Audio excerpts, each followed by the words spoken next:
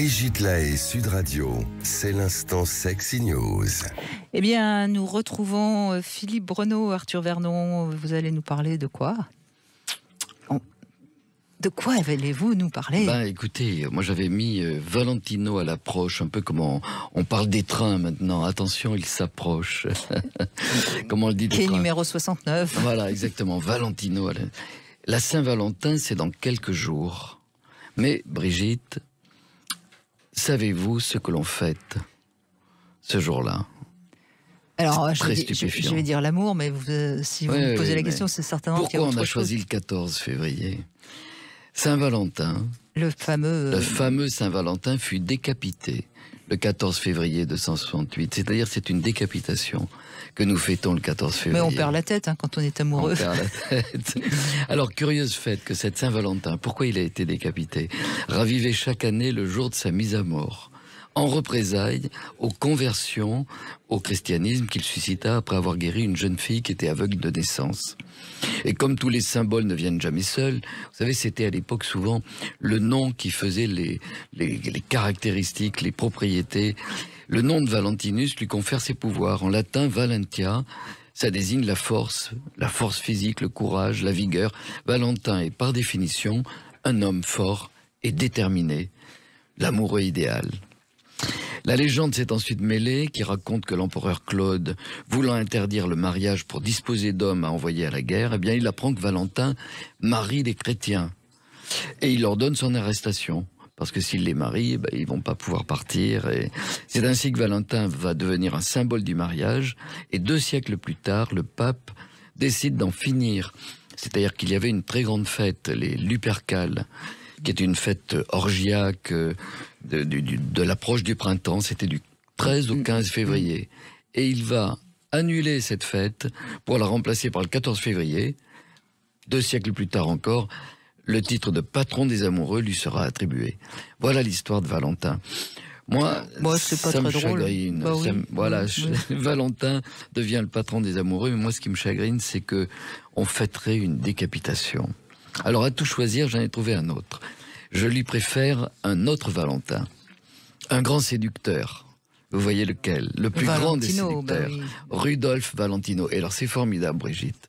Et tous les auditeurs, ou beaucoup d'auditeurs, voient qui il est, parce qu'on le voit, je vais le dire dans un instant, ça fait plus d'1 siècle. Et on ne l'a pas oublié. Et vous allez voir que sa popularité a duré moins de 5 ans. Rudolf Valentino, alors il s'appelle pas Valentino, il s'appelle de son vrai nom, c'est Rodolfo Pietro Tatati Tatata Guglielmi. Mais il va être italien de naissance, il va être surnommé The Great Lover, il reste pour beaucoup ce qu'on l'a appelé l'amant du monde, à travers ce cinéma. Et donc Rudolf Valentino, il arrive à Paris, il est né en Italie, il arrive à Paris en 1915, il a 18 ans, il devient danseur. Et puis il part pour les États-Unis, où il va devenir l'un des grands spécialistes du tango argentin. Et alors, ce que l'on voit, ce que l'on le connaît, il est en train de danser majestueusement. À l'époque aussi, le tango argentin, c'est une danse quand même extrêmement érotique. Et on le voit avec un profil surtout, un profil, des cheveux gominés, une tête emblématique. À San Francisco, il tente une carrière dans le cinéma, une carrière fulgurante. Il n'a que 5 ans à vivre et il va devenir un des acteurs les plus connus de tous les temps. Alors le bel Italien fait d'abord des ravages parmi les femmes. Il va être un séducteur incroyable. Mais en 1921, alors qu'il est totalement inconnu, on le prend pour premier rôle dans ce qu'il appelait les 4 cavaliers de l'Apocalypse. C'est à partir de là que vient sa renommée. Il impose son nom, il va prendre un pseudonyme, ça va être Rudolf Valentino. Du jour au lendemain, une star est née, le film est un triomphe. Nous sommes encore au temps du muet. C'est-à-dire ce que l'on connaît de lui, et on connaît tous son nom, c'est son image. Et on ne connaît pas sa voix, donc... On ne connaît pas sa voix, on connaît son image, une tête de séducteur.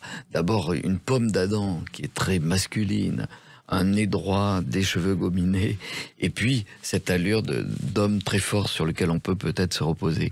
La même année, il va jouer une chose emblématique, parce que je regardais la plupart des images qu'on connaît, c'est dans le Sheik de George Melford. La même année, il va jouer La Dame aux Camélias, ainsi de suite. Grand paradoxe, il va même publier des poèmes, ça c'est très peu connu, dédiés à G.S. et c'est à George Sand. En fait, c'était quelqu'un d'assez passionnant, Rudolph Valentino. Il va faire une tournée triomphale de danse qui va le rendre extrêmement populaire. Il n'a toujours que 28 ans. Et 2 ans plus tard, l'éclatement de son couple, le divorce, une évolution dépressive et sa mort, pas du tout de suicide, il fait une toxi-infection, mais c'est surtout que... Et il meurt très jeune, donc... Il va mourir à l'âge de 31 ans. Mhm. Sa mort fut un véritable choc, et peut-être c'est par là qu'il est connu, parce que quand même c'est étonnant qu'on se souvienne de cet acteur qu'on n'a jamais vu dans les films. Véritable choc pour le grand public. Le jour de ses obsèques, c'est à New York en septembre 26. Des milliers de personnes se bousculent pour toucher son cercueil. De véritables émeutes s'allument dans tous les coins des États-Unis. Il venait de faire une tournée triomphale. Plusieurs femmes se sont suicidées le jour de sa mort. On a beaucoup de mal aujourd'hui à se représenter l'engouement extraordinaire que suscitait Valentino à son époque et dans les générations suivantes, parce que moi j'ai le souvenir que mes parents le connaissaient, mes grands-parents ne parlaient que de Rudolph Valentino. Cette très courte carrière, à peine 5 ans, en quelques années, Valentino est devenu un personnage de légende. Un siècle plus tard, la légende n'a pas disparu, le cheikh est toujours là. Je conseille à tous ceux qui ne le connaissent pas ou qui ne le connaissent pas bien, vous allez sur Google et vous faites Rudolph Valentino et vous allez voir cette tête emblématique, vous l'avez sûrement vue. Mais aucune demande de béatification. On n'en fait pas un saint. Alors c'est pourquoi que je propose, Brigitte, je profite de l'antenne pour proposer de fêter la Saint-Valentin le 6 mai. Le 6 mai qui est le jour de la naissance et non de la mort de Valentino. Et non pas le 14 février. Donc je vous redonnerai rendez-vous le 6 mai où nous fêterons la Saint-Valentino. Oui, mais ça fera revenir un peu plus les hommes sur le devant de la scène, parce qu'en ce moment, les pauvres hommes, ils sont un petit peu castrés, hein, vous avez raison. Ça fera du bien à la virilité. Allez, on va faire 2 Saint-Valentin, le 14 février et le 6 mai. Donc le 14 février, c'est vous, messieurs, qui invitez votre femme au restaurant et qui lui offrez des fleurs. Et le 6 mai, eh bien, c'est nous qui vous inviterons et qui vous feront votre soirée. Très belle idée, Brigitte, je la retiens. On se retrouve le 6 mai. Ah mais j'espère, Philippe Bruno, n'oublie pas. Mais vous avez raison, bien sûr que je connais Rudolph Valentino, mais je l'ai forcément jamais vu au cinéma. Enfin, je veux dire, et vous le connaissiez, je suppose, oui, Arthur. Bien sûr, oui, c'est vrai que ça rentre dans la culture populaire. C'est fou quand même. Hein.